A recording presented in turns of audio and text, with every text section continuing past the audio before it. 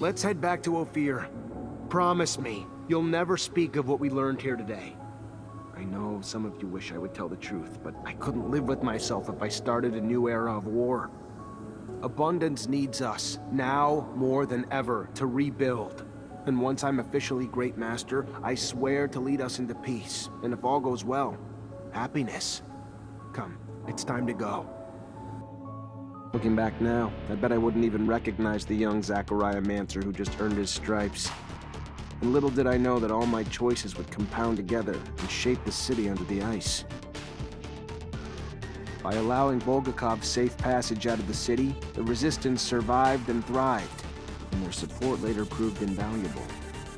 Despite my orders, I couldn't bring myself to kill my fellow man, and I let the deserters and their leader go, only to find that one day he would return the favor.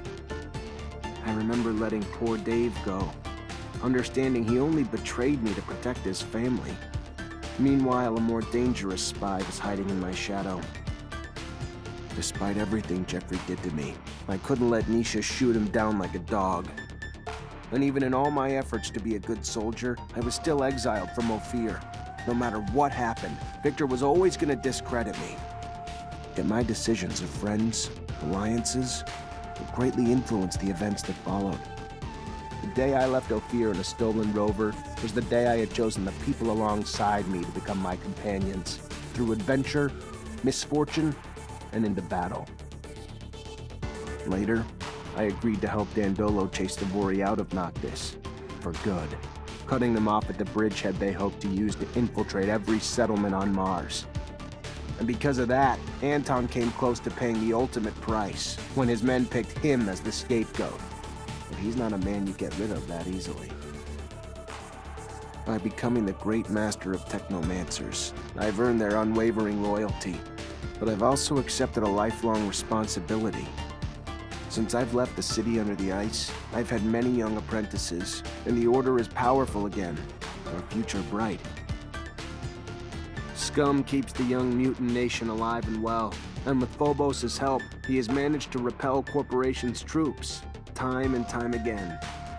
And with the incoming surge of refugees, you'd be a fool to bet against Mutant Valley. It's destined to become the most powerful force on Mars.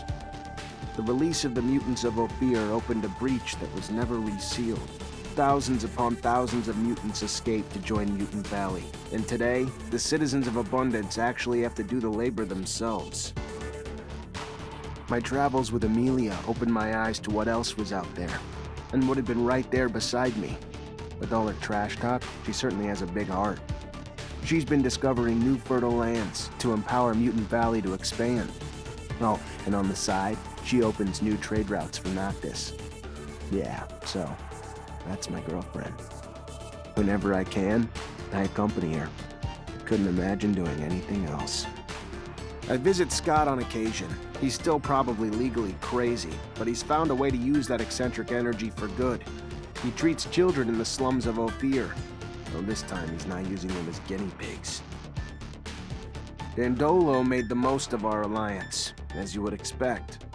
Noctis is now ubiquitous. Its merchants have obtained the right to citizenship in Ophir, and are free to come and go from the exchange as they please.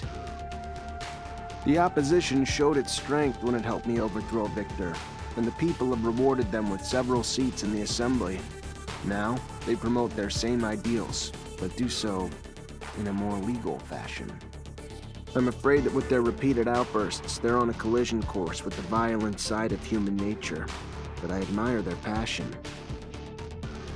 After all the shifts in power, and all of our new discoveries, Mars doesn't look the worse for wear. There haven't been any riots or civil wars.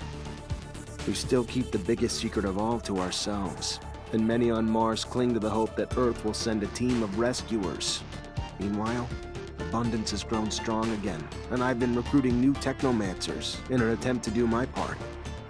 I don't know what the future holds, but I feel the worst is behind me. Although whenever I look up at the sky, I know that we are on our own, that I am on my own. And I start to feel the weight of these secrets